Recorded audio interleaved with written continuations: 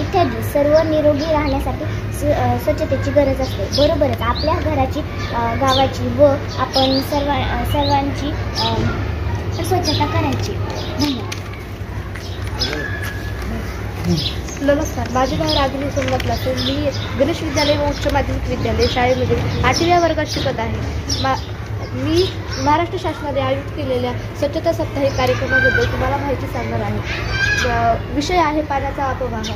आपल्या सर्वांना माहितीच आहे की पाण्याशिवाय कोणताही सजीव जगू शकत नाही. त्यामुळे आपण पाण्याचा गैरवापर केला नाही पाहिजे. धुणे धुण्यासाठी, भांडे घासण्यासाठी आपण पाणी वापरतो, पण इतके अति प्रमाणात पाणी वापरू नये. शेतीसाठी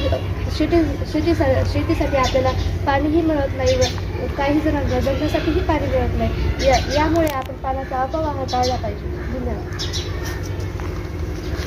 नमस्कार, माझे नाव पायल आणि मी गणेश विद्यालय शाळेत शिकत आहे.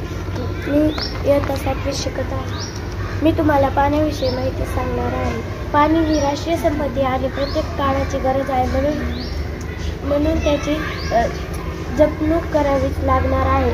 नाहीतर भविष्यात खूप मोठ्या अडचणींना सामोरे जावे लागण्याची शक्यता आहे.